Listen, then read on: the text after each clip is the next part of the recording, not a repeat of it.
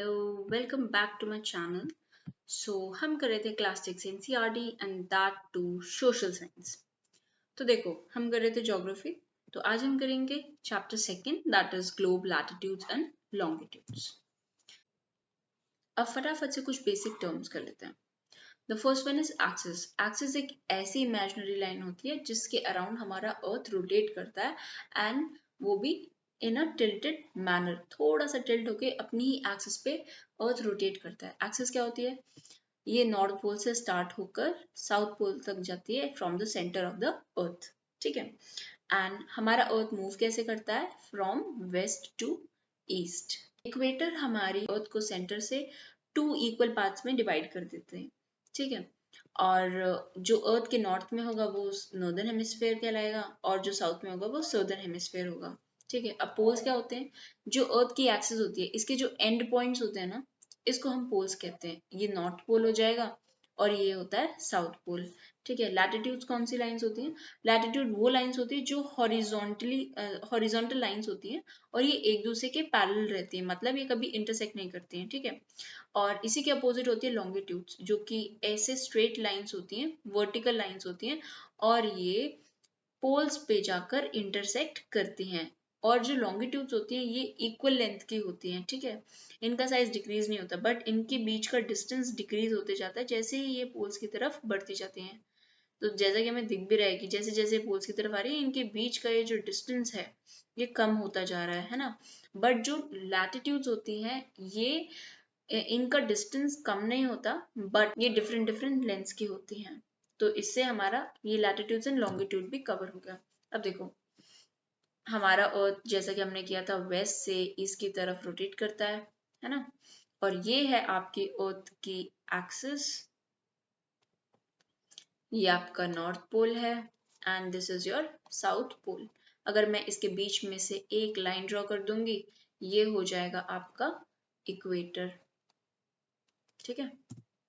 अब देखो, कुछ इंपॉर्टेंट पैरेलल्स कर लेते हैं। पैरेलल्स किसे बोलते हैं? हम लैटिट्यूड्स को कहते हैं। लैटिट्यूड्स को क्यों कहते हैं? बिकॉज इसकी जो लाइंस होती हैं कभी इंटरसेक्ट नहीं करती, एक दूसरे के पैरेलल रहती हैं। ठीक है। जैसे कि हमें इसमें दिख रहा है, ये देखो। अब कुछ फटाफट से इंपॉर्टेंट लैटिट्यूड्स कर लेते हैं। ये होती है आपकी 0 डिग्री इक्वेटर एंड इसी के नॉर्थ में होती है आपकी 23.5 degree north, tropic of cancer. And इसी के ऊपर होती है आपकी 66.5 degree north, arctic circle.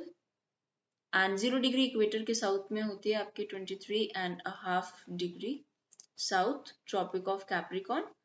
And इसके साउथ में आती है आपकी 66.5 degree south, that is antarctic circle, right. और यहाँ पे हो गया साउथ पोल और यहाँ पे हो जाएगा आपका नॉर्थ पोल। ऑलराइट। अब हम कुछ हीट जोन्स ऑफ अर्थ कर लेते हैं। ठीक है। सो बेसिकली 3 जोन्स हैं, torrid zone, temperate zone, frigid zone. Torrid zone hottest zone होता है। टेम्परेट जोन में यहाँ पे मॉडरेट टेम्परेचर रहता है। फ्रिजिड जोन बहुत ही ज्यादा कोल्ड रहता है। ठीक है। तो देखो, अगर मैं टेम्परेट जोन की बात करूँ, सॉरी टॉरिड जोन की बात करूँ, तो ये बेसिकली ट्रॉपिकल एरिया में रहता है। ठीक है।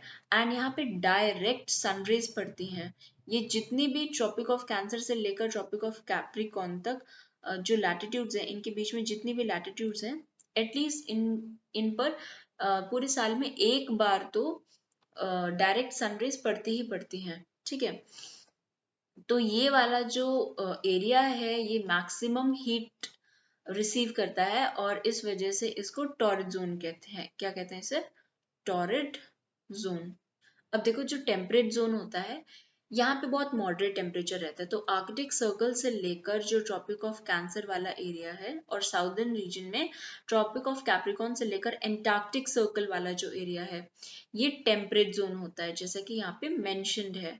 ठीक है। ये टेम्परेट जोन होता है, मतलब यहाँ पर डायरेक्टली जितनी भी लैटिट्यूड्स हैं डायरेक्टली इन पर सनरेज नहीं पड़ती हैं। मतलब ऐसे तो पड़ेंगी बट 90 डिग्री के एंगल पे नहीं पड़ती हैं। तो इस वजह से यहाँ का जो टेम्परेचर रहता है वो काफी मॉडरेट रहता है। ठीक है। और जो सबसे लास्ट जोन है दैट इज फ्रिजिड जोन, इसे पोलर जोन भी कहते हैं। ठीक है। तो नॉर्थ पोल से लेकर आर्कटिक सर्कल तक का एरिया, एंड साउदर्न रीजन में एंटार्क्टिक सर्कल से लेकर साउथ पोल तक वाला एरिया, ये जो जोन होता है ये फ्रिजिड जोन होता है, ठीक है। इसे पोलर जोन भी कहते हैं क्योंकि यहाँ पे डायरेक्ट सनरेज नहीं पड़ती हैं और जो सनरेज होती हैं वो स्लांटिंग रहती हैं, तो इस वाले एरिया में हीट कम रिसीव होती है, तो इस वजह से इस जोन में काफी ठंडा टेम्परेचर देखने को मिलता है। अब हम कुछ लॉन्गिट्यूड्स देख लेते हैं। अच्छा, इन लॉन्गिट्यूड्स को ना हम मेरिडियंस भी कहते हैं, ठीक है। अब जो मेरिडियंस हैं ये वर्टिकल लाइंस होती हैं और ये north pole and south pole में जाके इंटरसेक्ट करती हैं। वैसे तो हम इनको मेरिडियंस भी कहते हैं, ठीक है। अब ये सेमी सर्कल्स बनाते हैं और जैसे जैसे ये पोल्स की तरफ बढ़ते जाते हैं इनका डिस्टेंस कम होता जाता है और ये सारी इक्वल लेंथ की होती हैं। और यहीं पे अगर हम लैटिट्यूड्स की बात करें ये कभी भी इक्वल लेंथ की नहीं होती हैं, ठीक है। और यहाँ पे हमने एक प्राइम मेरिडियन है जिसको ज्योग्राफी में हमने रेफरेंस मान रखा है ताकि हम इसके थ्रू हम पूरे वर्ल्ड का टाइम डिटरमिन कर सकें। तो जब भी हम प्राइम मेरिडियन के ईस्ट वर्ड्स डायरेक्शन में जाते हैं तो हमेशा टाइम ऐड होता है, बट जब भी हम वेस्ट डायरेक्शन में जाएंगे तो हमेशा जो टाइम होता है वो सब्ट्रैक्ट होता है। ओके, तो ये जो प्राइम मेरिडियन होती है इसे हम ग्रीनविच मेरिडियन भी कहते हैं, ग्रीनविच मेरिडियन, ठीक है। एंड ये जो प्राइम मेरिडियन है ये ब्रिटिश रॉयल ऑब्जर्वेटरी लैब है ग्रीनविच में, वहां से पास करती है, ठीक है। अब देखो, अगर मैं लॉन्गिट्यूड और टाइम की बात करूं तो बेसिकली लॉन्गिट्यूड और टाइम डायरेक्टली एक दूसरे से इंटर रिलेटेड है, ठीक है। तो ये हमारा ग्रीनविच मेरिडियन है और ये 0 डिग्री लॉन्गिट्यूड पर है। तो जब भी जो भी प्लेसेस का हमें टाइम देखना है तो ग्रीनविच मेरिडियन के ईस्ट वर्ड्स जितनी भी जगह है, तो अगर हमें उनका टाइम कैलकुलेट करना है तो हमेशा हम ग्रीनविच मेरिडियन पे जितना टाइम है उसमें हम हमेशा ऐड करेंगे टाइम, बट जब भी हम वेस्ट वर्ड जाते हैं हम हमेशा सब्ट्रैक्ट करते हैं। तो ग्रीनविच मेरिडियन की मैं बात करूं तो उसे प्राइम मेरिडियन भी कहते हैं एज डिस्कस्ड अर्लियर। तो अर्थ अपनी खुद की एक रोटेशन लेने में 24 आवर्स लगाता है, मतलब 360 डिग्री रिवॉल्व करने में 24 आवर्स लगते हैं अर्थ को। अगर वो 1 घंटे में 15 डिग्री कवर कर रहा है इसका मतलब है कि वो 1 डिग्री को 4 मिनट्स में कवर कर ले रहा है, ठीक है।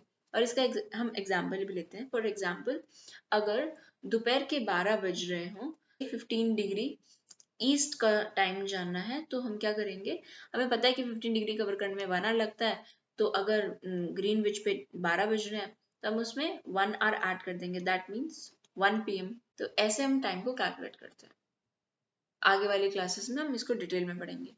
तो अब देखो, अब जब भी हम टाइम की बात करते हैं तो देखो, अब अलग अलग लॉन्गिट्यूड्स होंगी तो टाइम जोन्स भी सबके अलग रहेंगे, बट हम एडमिनिस्ट्रेशन को थोड़ा इजी करने के लिए और फॉर एग्जांपल फ्लाइट्स रहेंगी, ट्रेन्स रहेंगी, सबका स्केड्यूल को पूरा मैनेज करने में हमें बहुत डिफिकल्टीज होंगी अगर सबके टाइम अलग होंगे, अलग अलग स्टेट्स के अलग अलग टाइम होंगे। तो हमने क्या किया, एक कॉमन सेंटर की लॉन्गिट्यूड को कंसीडर कर लिया कि ये हमारा स्टैंडर्ड मेरिडियन है और हम इसे स्टैंडर्ड टाइम मानेंगे, बिकॉज नॉर्थ ईस्ट में 2 घंटे पहले सनराइज हो जाता है गुजरात से, ठीक है। गुजरात में 2 घंटे बाद सनराइज होता है। तो हमने क्या किया, एक सेंटर की लॉन्गिट्यूड को कंसीडर किया, इसको रेफरेंस माना और हमने इसको स्टैंडर्ड मेरिडियन बना लिया। यहाँ से हमारा स्टैंडर्ड टाइम कैलकुलेट होगा और इस स्टैंडर्ड मेरिडियन जो सेंट्रल मेरिडियन है 82.5 डिग्री ईस्ट, ठीक है। हमने यहाँ पे ईस्ट क्यों मेंशन किया है, बिकॉज हम ग्रीनविच मेरिडियन के ईस्ट में आते हैं, तो इस वजह से हमने ईस्ट मेंशन किया है यहाँ पे। अब IST क्या होता है, ये इंडियन स्टैंडर्ड टाइम होता है और ग्रीनविच के ईस्टवर्ड्स हैं, हम कितना ईस्टवर्ड्स हैं, 5 hours 30 minutes आगे हैं हम GMT के, ग्रीनविच मीन टाइम के, ठीक है। वैसे ही जैसे हमारा इंडिया में एक स्टैंडर्ड मेरिडियन है, एक स्टैंडर्ड टाइम है, वैसे ही अलग अलग कंट्रीज में अलग अलग टाइम जोन्स होते हैं। फॉर एग्जांपल, रशिया में 11 टाइम जोन्स हैं,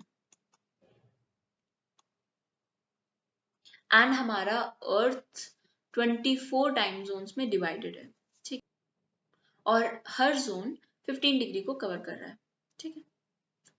थैंक यू।